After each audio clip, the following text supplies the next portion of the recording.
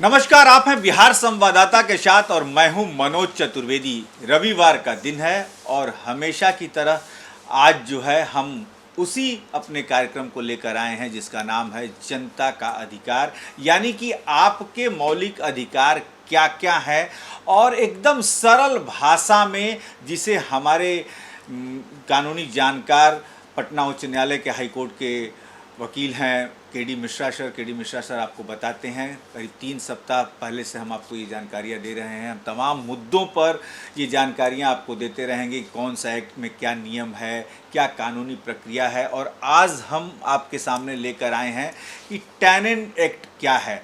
एक मकान मालिक जब किराएदार को अपना मकान देता है तो उसे क्या क्या सावधानियाँ बरतनी चाहिए, किस तरीके का एग्रीमेंट करना चाहिए और किस तरीके का कानूनी पहलू आ सकता है, मकान कितने दिन के लिए किराए पर देना चाहिए, क्या रेंट फिक्सेशन का भी कोई नियम है कि किस जगह पे मकान है तो उसका रेंट कितना होना चाहिए, कहीं कोई कानूनी वाद विवाद हो जाता है तो किराएदार और मकान मालिक में किस तरीके से समझौता होगा या क्या कानूनी प्रक्रिया होगी।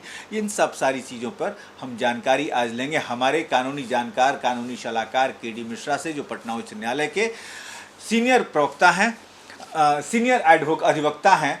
और मिश्रा सर, आपका तो स्वागत है। और सबसे पहले, एक मकान मालिक जब किराएदार को मकान देता है तो उसकी क्या प्रक्रिया है। टेनेंट एक्ट की लोग बात करते हैं, कितने दिन के लिए मकान किराए पर देना चाहिए, क्या कोई रेंट फिक्सेशन भी उसमें होता है, क्या कुछ है ये टेनेंट एक्ट, या जो मकान मालिक और किराएदार जो होते हैं उनमें कैसा कुछ क्या प्रक्रिया से गुजरना पड़ता है। देखिए, जब हम बहुत अच्छा मुद्दा है, कहा कि आए दिन यह विवाद नित्य नए खड़े हो रहे हैं किराएदार और मकान मालिक के बीच।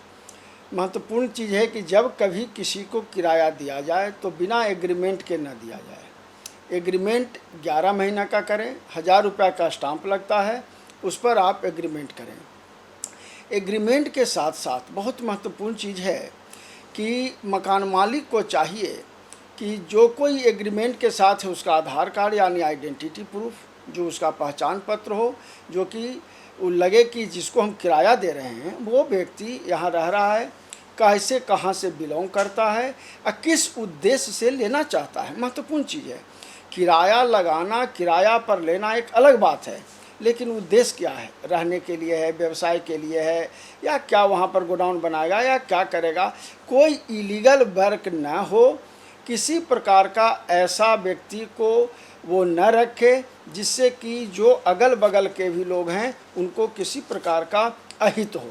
अहित के पीछे मेरा कहने का सेंस है, आज के समय में देखिए, हम भाड़ा पर मकान लगा देते हैं, किराएदार को दे दिए, रिटेन एग्रीमेंट नहीं किए, पैसा लेता है।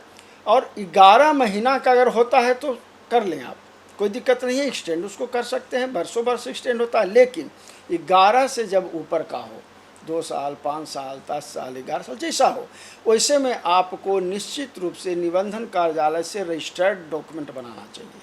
किराएनामा हो वो रजिस्टर्ड हो, अन्यथा आप कानूनी पचड़े में पड़ सकते हैं। दूसरी चीज़, जैसे आपका किराएदार आता है उससे संबंधित स्थानीय थाना में भी सूचना जाना चाहिए।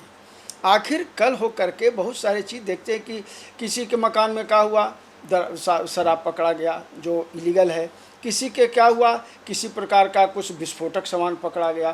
तो ऐसी स्थिति में अगर आप नहीं देते हैं थाना में सूचना, तो लायबिलिटी आपकी बनती है कि आपने जिस किसी किराएदार को रखा, केवल पैसा के लिए किराएदार को नहीं रखना है, आप उसके गतिविधि से लेकर के सारे चीज़ के संबंध में थाना में सूचना देना आपका अधिकार है।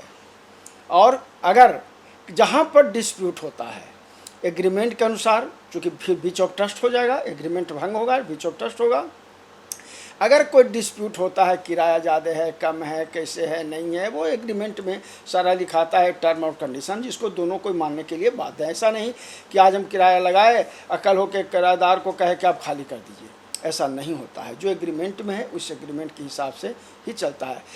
फिर अगर कहीं डिस्प्यूट आता है, किराया बढ़ाने से लेके घटाने से लेके, 5% लिखा हुआ है किराएनामा में, हम बढ़ा रहे हैं 10%, उसके लिए कहीं ना कहीं रेंट फिक्सेशन, किराया फिक्स के लिए एसडीएम के यहाँ आप एप्लीकेशन दे सकते हैं, वहाँ दोनों पक्ष, तब मेजरमेंट जो भी किराया परिसर लिया हुआ है उसका मेजरमेंट करके इलाके के हिसाब से, इलाके के हिसाब से वो रेंट मेजरमेंट के हिसाब से कितना आपने वर्ग फीट स्क्वायर फीट किराया दे रखा है, उस हिसाब से वहाँ पर रेंट फिक्स हो जाता है, उसके बाद किराया देना उनका है।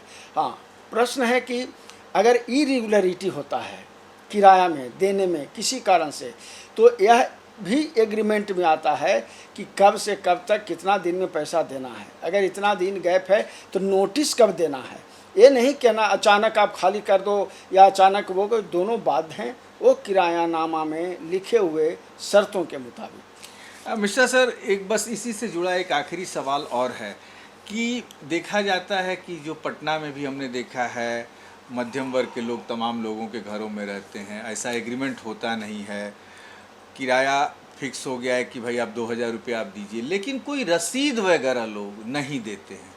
तो क्या ये भी एक प्रक्रिया में है कि भाई आप किराया लेते हैं, एग्रीमेंट हुआ है तभी रसीद देंगे, या एग्रीमेंट होने के बाद भी बहुत लोग रसीद नहीं देते हैं, तो इस पर क्या करना चाहिए? ये बिल्कुल गलत है। आपको प्राप्ति रसीद देना है, हर हाल में देना है। आप किराया ले रहे हैं, देना है, नहीं तो अकाउंट में उनका आप रेंट देते जाइए, कोई रसीद देने की आवश्यकता नहीं है। जब अकाउंट में चल जाएगा, अकाउंट से अकाउंट ट्रांसफ़र हो जाए, कोई दिक्कत नहीं है। लेकिन हर हाल में प्राप्ति रसीद, उसको हम कहते हैं प्राप्ति रसीद, जनरल भाषा में कहते हैं कि जो किराया जिस माह में लिया उसको रिसीव करके उसको एक देना चाहिए। वो आप कॉपी पर दें, पर्ची बना के दें या जैसे दें, उनको अधिकार है किराएदार को कि अगर हम किराया का पैसा दिए हैं, मंथली रेंट दिए हैं, तो उसका प्राप्ति रसीद उसको मिलना चाहिए, उनका राइट है। एक सवाल और अंतिम हम आपसे ले लेते हैं, पिछला सवाल ही अंतिम था। किराएदार जब मकान में रहता है और जहाँ तहाँ वो कीलें गाड़ता है, कुछ डैमेज होता है, तो उसमें जब वो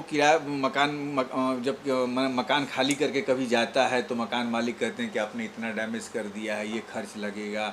तो क्या किराएदार जब मकान छोड़ता है और कुछ डैमेज हुआ है, मान लीजिए कोई स्विच ही बिजली की टूट गई है, कुछ कहीं का प्लास्टर टूट गया है, तो क्या वो डैमेज किराएदार से मकान मालिक ले सकता है? ऐसा भाई कुछ नहीं। देखिए, कोई विशेष डैमेज किया हो, जो किराया परिसर लिया हुआ है उस किराया का कोई भी स्ट्रक्चर को उसने डिस्ट्रॉय किया हो या उसमें कुछ परिवर्तन करने का कार्य किया हो, तभी। नहीं तो एग्रीमेंट में लिखा हुआ रहता है कि किसी भी प्रकार का इसमें हम अपने मन से स्ट्रक्चर नहीं करेंगे।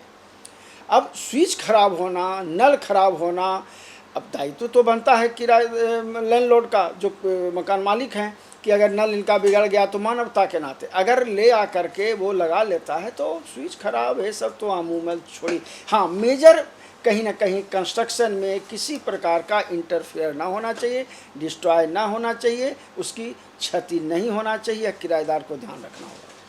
तो आपने सुना कितना सरल भाषा में हमारे जो कानूनी सलाहकार हैं, पटना उच्च न्यायालय के अधिवक्ता हैं के डी मिश्रा सर ने बताया कि आपको किराएदार और मकान मालिक के बीच में किस तरीके के टर्म्स एंड कंडीशन होने चाहिए, किस तरीके का एग्रीमेंट होना चाहिए और क्या प्रक्रियाएं अपनानी चाहिए।